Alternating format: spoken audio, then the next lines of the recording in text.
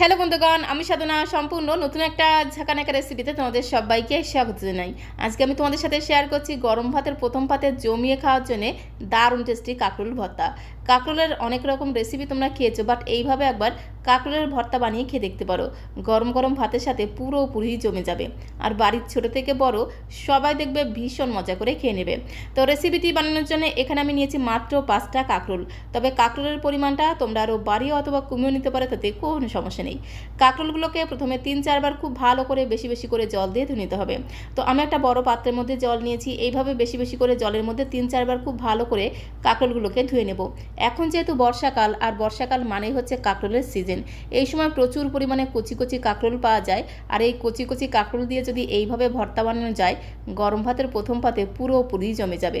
সমস্ত কাঁকরোলগুলোকে খুব সুন্দর করে একদম ঝাঁকানাকা করে দেখো জল দিয়ে ধুয়ে নিলাম। তো তারপরে কাঁকরোলগুলোকে কেটে নিতে হবে। তো সবার প্রথমে কাঁকরোলের দুই মাথাকে সামান্য পরিমাণে একটু কেটে বাদ দিতে হবে। তারপরে কাঁকরোলের মাঝখান থেকে দুফালি করে কেটে নেব।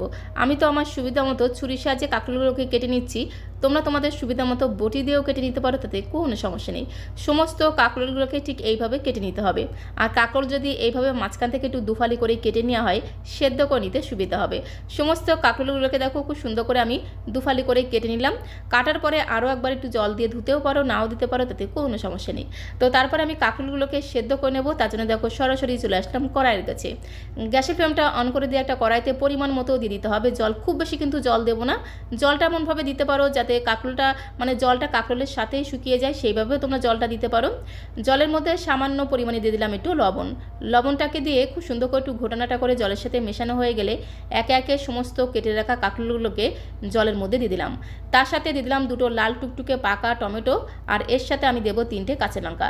এই কাঁচা লঙ্কা যদি একটু সেদ্ধ করে ভর্তার সাথে মাখা হয়, যেমন সুন্দর টেস্ট হয়, সাথে সাথে ঘ্রাণটাও কিন্তু দুর্দান্ত হয়। ভর্তা মানেই যদি এইভাবে একটু সেদ্ধ করে ভর্তা বানানো হয়, সেই ভর্তার স্বাদ আর গন্ধ কিন্তু আরও 10 গুণ বেড়ে যায়। তো সব কিছুকে দিয়ে একটু ধামাচাপা দিয়ে রাখতে হবে, ঢাকনাটা বন্ধ করে বেশ কিছু সময় ধরে কাঁকরোলগুলোকে সেদ্ধ করে নেব। কাঁকরোলগুলো ওইদিকে সেদ্ধ হতে থাক, ততক্ষণে দেখো এখানে আমি নিয়েছি দুটো মিডিয়াম সাইজের পেঁয়াজ, তার সাথে নিয়েছি টাটকা টাটকা একদম ফ্রেশ নারকোল। আর কাঁকরোলের সাথে নারকোলের কম্বিনেশনটা কিন্তু ভীষণ সুন্দর। একটু নারকোল যদি কাঁকরোলের মধ্যে দেওয়া হয়, কাঁকরোলের ভর্তাটা খেতে কিন্তু দারুণ টেস্টি হবে। তো প্রথমে আমি এই মিডিয়াম সাইজের দুটো পেঁয়াজকে দেখো একটু পাতলা পাতলা করে স্লাইস করে কেটে নিলাম। পেঁয়াজগুলোকে কেটে নেওয়ার পরে পেঁয়াজের যে লেয়ারগুলো আছে সেগুলোকে হাতের সাহায্যে খুব ভালো করে ঘষে ঘষে পেঁয়াজের লেয়ারগুলোকে এইভাবে একটু আলাদা করে নেব।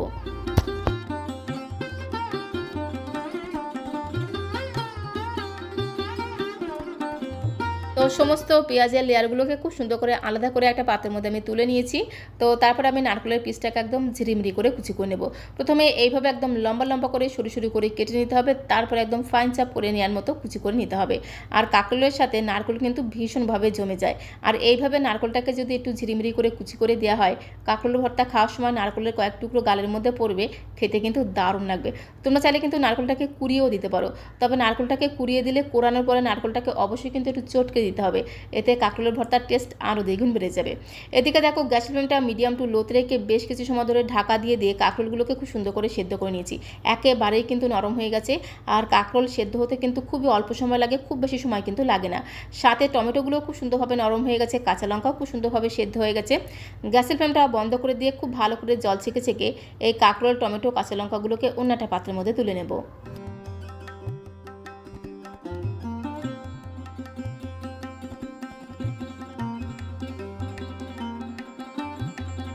তো সমস্ত সেদ্ধ করা কাঁকরোল, টমেটোগুলোকে খুব সুন্দর করে জল ছেঁকে ছেঁকে একটা থালাতে আমি তুলে নিলাম। তো তারপরে কাঁকরোলগুলোকে খুব ভালো করে একটু ঠান্ডা করে নিতে হবে। কাঁকরোলগুলো এদিকে ঠান্ডা হতে থাক, ততক্ষণে আমি সরাসরি চলে আসলাম কড়াইয়ের কাছে। গ্যাসের ফ্লেমটা অন করে দিয়ে একটা কড়াই বসিয়ে দিচ্ছি। কড়াইটা একটু গরম হয়ে গেলে 2 থেকে আড়াই চামচের মতো দিয়ে দিলাম সর্ষের তেল। যে কোনো ভর্তা মানেই হচ্ছে সর্ষের তেল, তো অবশ্যই কিন্তু ভর্তাটা সর্ষের তেলেই বানাতে হবে। তেলটা একটু গরম হয়ে গেলে 3টে দিয়ে দিলাম শুকনো লঙ্কা। আমি এখানে মাত্র 3টে শুকনো লঙ্কা দিলাম, তবে শুকনো লঙ্কার পরিমাণটা তোমরা আরও বাড়িয়েও দিতে পারো, তাতে কোনো সমস্যা নেই। ভর্তার মধ্যে শুকনো লঙ্কা একটু বেশি করে দিলে স্বাদ আর গন্ধ আরও দ্বিগুণ বেড়ে যায়। তো 3টে শুকনো লঙ্কাকে কিন্তু একটু গ্যাসের ফ্লেমটা লো করে দিয়ে ধীরে ধীরে সময় নিয়ে ভাজতে হবে, এতে শুকনো লঙ্কার ভেতরে যে দানাগুলো থাকে সেগুলো খুব সুন্দরভাবে ভাজা হয়ে যায়, খাওয়ার সময় গালের মধ্যে পড়ে, খেতে কিন্তু দারুণ লাগে। তো শুকনো লঙ্কাগুলোকে লাল লাল করে ভেজে একটা পাত্রের মধ্যে তুলে নেওয়ার পরে ওই তেলের মধ্যে আমি একটা রসুনকে খুব সুন্দর করে খোসা ছাড়িয়ে রসুনের কোয়াগুলো দিয়ে দিলাম, মাঝখান থেকে একটু দুফালি করে কেটে দিয়ে দিলাম। তো তারপরে গ্যাসের ফ্লেমটা মিডিয়াম টু লো করে দিয়ে রসুনের কোয়াগুলোকে একটু ধীরে ধীরে সময় নিয়ে লাল লাল করে ভেজে নিতে হবে। এতে রসুনের কোয়াগুলো ভেতর থেকে খুব সুন্দরভাবে ভাজা হয়ে গিয়ে বেশ একটু নরম হয়ে যাবে। রসুনটা খেতেও দারুণ টেস্টি লাগবে, সাথে সাথে কাঁকরোলের ভর্তা খেতেও কিন্তু দারুণ টেস্টি লাগবে। তো শুকনো লঙ্কা রসুন খুব সুন্দর করে লাল লাল করে ভেজে একটা পাত্রের মধ্যে আমি তুলে নিলাম। কড়াইতে যেটুকু তেল আছে সেই তেলের মধ্যে আমি আগে থেকে ঝিরিমিরি করে কুচিয়ে রাখা নারকোল ভেজে নেব। নারকোলটাকে দিয়ে গ্যাসের ফ্লেমটা মিডিয়াম টু লো করে দিয়ে একটু ধীরে ধীরে সময় নিয়ে নারকোলটাকে ভেজে নেব। নারকোলটাকে যে খুব বেশি লাল লাল করে ভাজতে হবে সেরকম কোনো ব্যাপার না, একটু হালকা লালচে করে ভেজে নেব। কন্টিনিউ এইভাবে ঘোটানাটা করে ভাজতে ভাজতে দেখবে নারকোল থেকে খুব সুন্দর একটা ভাজা গ্রান বেরিয়ে আসবে। যখনই দেখবে নারকোল থেকে খুব সুন্দর একটা ভাজা গ্রান বেরিয়ে এসেছে তখনই নারকোলটাকে একটা পাত্রের মধ্যে তুলে নিতে হবে। খুব বেশি কিন্তু লাল লাল করে ভাজবো না, তাহলে নারকোলটা বেশি পুড়ে যাবে, নারকোলের আসল টেস্টই কিন্তু থাকবে না। তো নারকোল কুচিটাকে ঠিক এরকম করে একটু হালকা লালচে করে ভেজে নিতে হবে, তাহলে নারকোলটা খেতে কিন্তু দারুণ লাগবে। ওই তেলের মধ্যে আমি পেঁয়াজ ভেজে নেব। দুটো মিডিয়াম সাইজের পেঁয়াজকে স্লাইস করে কেটে রেখেছিলাম। তো পেঁয়াজ কুচি দিয়ে খুব ভালো করে একটু ঘোটানাটা করে মিশিয়ে নিতে হবে, যাকে বলে এদিক ওদিক যেদিক সেই দিয়ে খুব সুন্দর করে মেশানো হয়ে গেলে এই সময় দিয়ে দেবো একটু লবণ। এই সময় লবণটা দিলে পেঁয়াজটা খুব তাড়াতাড়ি নরম হয়ে যাবে, তাড়াতাড়ি ভাজা হয়ে যাবে। তো স্বাদ মতো লবণ দিয়ে দিলাম। তারপরে গ্যাসের ফ্লেমটা মিডিয়াম করে দিয়ে পেঁয়াজটাকে একটু লাল লাল করে ভেজে নেব। তবে খুব বেশি একদম কড়া করে ভাজবো না, বেশ পেঁয়াজের মধ্যে খুব সুন্দর একটা গোল্ডেন ব্রাউন কালার চলে আসবে আর পেঁয়াজ থেকে খুব সুন্দর একটা ভাজা গ্রান বেরিয়ে আসবে। ততক্ষণ অবধি পেঁয়াজটাকে ঠিক এরকম করে একটু লাল লাল করে ভেজে নিতে হবে। পেঁয়াজটাকে দেখো লাল লাল করে ভেজে নিয়েছি। পেঁয়াজ থেকে খুব সুন্দর একটা ভাজা গ্রান যখন বেরিয়ে এসেছে তখন আমি এর মধ্যে একদমই সামান্য পরিমাণে দিয়ে দিলাম একটু হলুদ গুঁড়ো। যে কোনো ভর্তার মধ্যে যদি একটু হলুদ গুঁড়ো দেওয়া হয় ভর্তার স্বাদ আর গন্ধটা কিন্তু দ্বিগুণ বেড়ে যায়, সাথে সাথে ভর্তার কালারটাও কিন্তু দুর্দান্ত হয়। তো সামান্য পরিমাণে হলুদ গুঁড়ো দিয়ে পেঁয়াজের সাথে জাস্ট একটু নেড়ে চেড়ে মিশিয়ে নিয়েই কিন্তু ভাজা পেঁয়াজটাকে একটা পাত্রের মধ্যে তুলে নিতে হবে। হলুদ গুঁড়ো দিয়ে কিন্তু খুব বেশি সময় ধরে পেঁয়াজটাকে ভাজবো না, জাস্ট একটু নেড়ে চেড়ে মিশিয়ে নিয়ে দেখো একটা পাত্রের মধ্যে তুলে নিলাম। আর এদিকে কাঁকরোল টমেটো খুব সুন্দরভাবে কিন্তু ঠান্ডা হয়ে গেছে।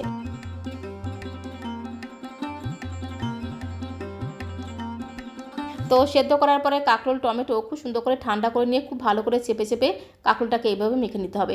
কাঁকরোলটাকে খুব ভালো করে সেদ্ধ করে নিতে হবে, তাহলে মাখতেও কিন্তু সুবিধা হবে। খুব সুন্দর করে এইভাবে হাতের সাহায্যে চেপে চেপে মেখে নেব।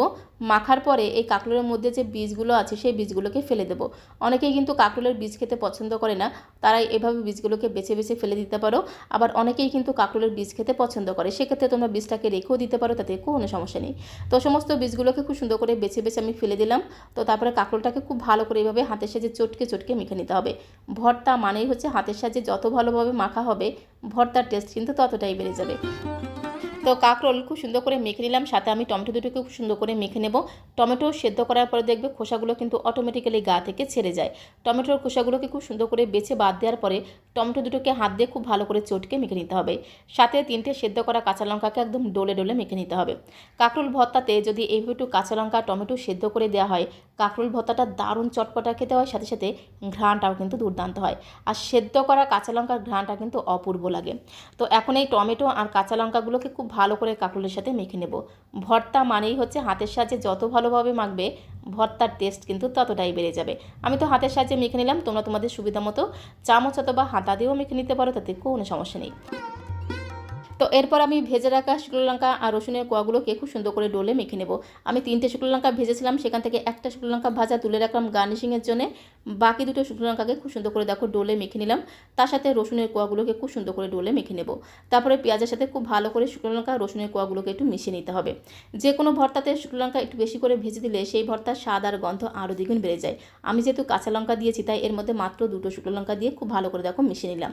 তো তারপরে এই পেঁয়াজের মিশ্রণটাকে আমি কাঁকরোল ভর্তার মধ্যে দিয়ে দেবো। তারপরে এই ভর্তার মধ্যে বেশ কয়েকটা উপকরণ মেশাবো, যার কারণে কাঁকরোল ভর্তার স্বাদ আর গন্ধ আরও 10 গুণ বেড়ে যাবে। দিয়ে দিলাম 2 চামচ ভর্তি করে কাঁচা পেঁয়াজ কুচি, তার সাথে প্রায় 1 চামচের মতো দিয়ে দেবো ফ্রেশ ধনেপাতা কুচি। আর আমি এর মধ্যে যে নারকেলটাকে কুচি করে ভেজে রেখেছিলাম সেই নারকেল ভাজা দিয়ে দিলাম। আর কাঁকরোল ভর্তার মধ্যে যদি একটু নারকেল ভাজা করে দেওয়া হয় খেতে কিন্তু অসাধারণ টেস্টি হয়, যেমন সুন্দর টেস্ট হয় সাথে সাথে ঘ্রাণটাও কিন্তু দুর্দান্ত হয়। সাথে দিয়ে দিলাম স্বাদ মতো একটু লবণ, একটু চেক করে দেখলাম লবণটা একটু কম মনে হলো, তাই স্বাদ মতো আরেকটুখানি লবণ আমি অ্যাড করে দিলাম। তো বন্ধুগণ, সবশেষে যেটা দিতে হবে সেটা হচ্ছে 2 চামচ ভর্তি করে কাঁচা সরষের তেল। কাঁচা সরষের তেলের এই ঝাঁঝালো ঘ্রাণটা কিন্তু গরম গরম ভাতের সাথে মেখে খেতে দারুণ লাগে। তো সমস্ত কিছুকে একসাথে খুব ভালো করে মেখে নিলেই কিন্তু স্বাদে গন্ধে ভরপুর দারুণ চটপটা দারুণ টেস্টি কাঁকরোলের ভর্তা কিন্তু একদমই রেডি হয়ে যাবে। কাঁকরোলের ভর্তা তোমরা অনেক রকমভাবে খেয়েছো, বাট এইভাবে একবার সেদ্ধ করে অথবা ভাতের মধ্যে দিয়ে সেদ্ধ করে এইভাবে একবার কাঁকরোল ভর্তা বানিয়ে খেয়ে দেখতে পারো। যেমন সুন্দর টেস্ট হয়, সাথে সাথে ঘ্রাণটাও কিন্তু দুর্দান্ত হয়। গরম গরম ভাতের সাথে আর কিচ্ছু লাগবে না, শুধু এই কাঁকরোল ভর্তা দিয়েই কিন্তু থালার সবটুকু ভাতে নিমেষেই খাওয়া হয়ে যাবে। অন্যটা প্লেটের মধ্যে আমি সাজিয়ে নিলাম, উপর দিয়ে জাস্ট আরও 1 চামচ সর্ষের তেল আমি ছড়িয়ে দিলাম, তার সাথে জাস্ট সামান্য পরিমাণে একটু পেঁয়াজ কুচি ছড়িয়ে দিলাম। এতে ভর্তাটা দেখতে কিন্তু দারুণ লাগবে।